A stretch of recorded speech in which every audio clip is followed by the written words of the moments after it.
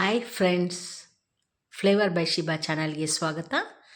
ಇವತ್ತು ಸ್ಪೆಷಲ್ ಏನು ಅಂತೇಳಿದ್ರೆ perfect chapati for breakfast and lunch box. It's very easy, tasty. ಅದು ಹೇಗೆ ಮಾಡೋದು ಅಂತ ನಾನು ಹೇಳ್ಕೊಡ್ತೀನಿ. ಅದಕ್ಕಿಂತ ಮುಂಚೆ ನನ್ನ ಚಾನಲ್ನ ಯಾರು ಇನ್ನೂ ಸಬ್ಸ್ಕ್ರೈಬ್ ಮಾಡ್ಕೊಂಡಿಲ್ಲ ಅವ್ರು ದಯವಿಟ್ಟು ಮಾಡ್ಕೊಳ್ಳಿ. ಹಾಗೆ ಡೈಲಿ ನನ್ನ ವೀಡಿಯೋಸ್ನ ವಾಚ್ ಮಾಡ್ತಾಯಿರಿ, ಒಂದು ಲೈಕ್ ಕೊಡಿ, ಜೊತೆಗೆ ಶೇರ್ ಕೂಡ ಮಾಡಿ. ನೋಡಿ, ರೆಡಿ ಇರುವಂಥ ಚಪಾತಿ ಇದು. ಇದನ್ನು ಮೈದಾ ಹಿಟ್ಟಲ್ಲೂ ಮಾಡ್ಬೋದು, ಗೋಧಿ ಹಿಟ್ಟಲ್ಲೂ ಮಾಡ್ಬೋದು. ಆದರೆ ಸ್ವಲ್ಪ ಗೋಧಿ ಹಿಟ್ಟು ಮೈದಾ ಹಿಟ್ಟಿಗೆ ಒಂಚೂರು ಟೇಸ್ಟಲ್ಲೂ ವ್ಯತ್ಯಾಸ ಅನಿಸುತ್ತೆ, ಚಪಾತಿಲೂ ಒಂಚೂರು ವ್ಯತ್ಯಾಸ ಅನಿಸುತ್ತೆ. ಟೊಮಟೊ ಗೊಜ್ಜು ಜೊತೆಗೆ ನಾನು ಇದನ್ನು ರೆಡಿ ಮಾಡ್ಕೊಂಡಿದ್ದೀನಿ. ನೋಡಿ ಎಷ್ಟು ಸಾಫ್ಟಾಗಿದೆ ನೋಡಿ ಚಪಾತಿ. ಇದು ಬೆಳಿಗ್ಗೆ ತಿಂದರೂ ಹಾಗೆ ಇರುತ್ತೆ, ಮಧ್ಯಾಹ್ನ ಮತ್ತು ಈವ್ನಿಂಗ್ ಸ್ನ್ಯಾಕ್ಸ್ಗೆ ಎಲ್ಲದಕ್ಕೂ ಸೂಪರ್ಬಾಗಿರುತ್ತೆ.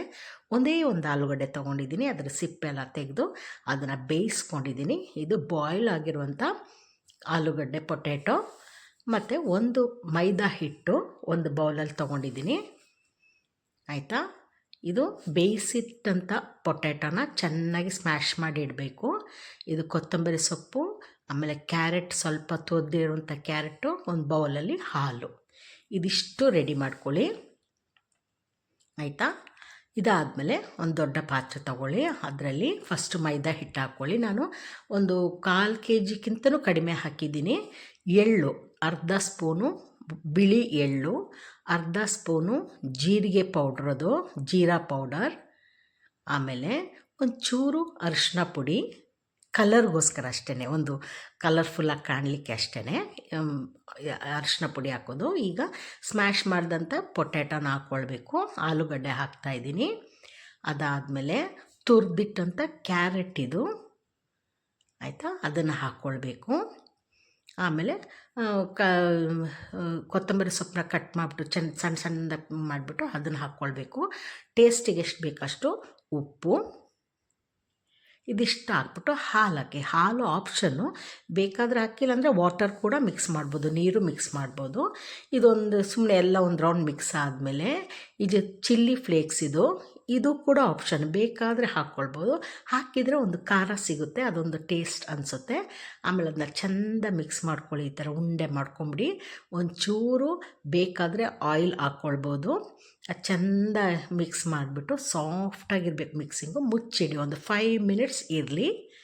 ನೋಡಿ, ಅದಾದಮೇಲೆ ತೆಗೆದ್ಬಿಟ್ಟು ಸಣ್ಣ ಸಣ್ಣ ಉಂಡೆಗಳು ಮಾಡಿಕೊಂಡು ಒಂದು ಸ್ವಲ್ಪ ಮೈದಾ ಹಿಟ್ಟು ಹಾಕ್ಕೊಳ್ಬೇಕು.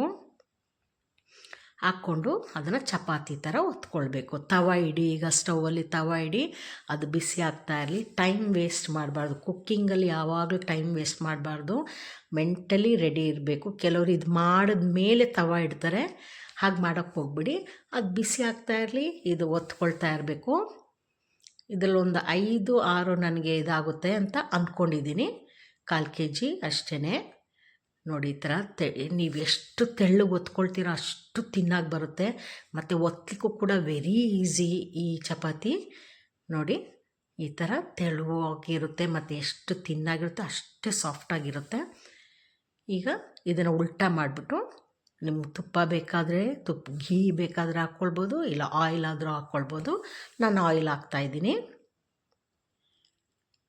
ಆಮೇಲೆ ಚೆನ್ನಾಗಿ ಆಚೆ ಈಚೆ 2 ಸೈಡು ಮಾಡಿ ಒಂದು ಸಣ್ಣದ ಉಬ್ಬಿ ಬರುತ್ತೆ ಸೈಡ್ಸೆಲ್ಲ.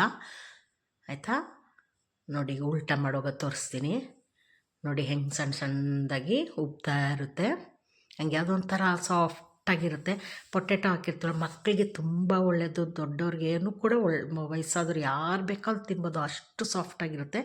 ಆಮೇಲೆ ಇದ್ರ ಜೊತೆಗೆ ಕ್ಯಾರೆಟು, ಪೊಟ್ಯಾಟೊ ಅದೆಲ್ಲ ಸೇರುತ್ತೆ. ನೋಡಿ, ಟೇಸ್ಟು ಚೆನ್ನಾಗಿರುತ್ತೆ. It's good for health. ನಿಮಗೆ ಇಷ್ಟ ಇಲ್ಲ ಅಂದರೆ ಮೈದಾ ಹಿಟ್ಟು ಬೇಡ, ಅದನ್ನು ಸ್ಕಿಪ್ ಮಾಡಿಬಿಟ್ಟು ಗೋಧಿ ಹಿಟ್ಟು ಹಾಕ್ಕೊಳ್ಳಿ.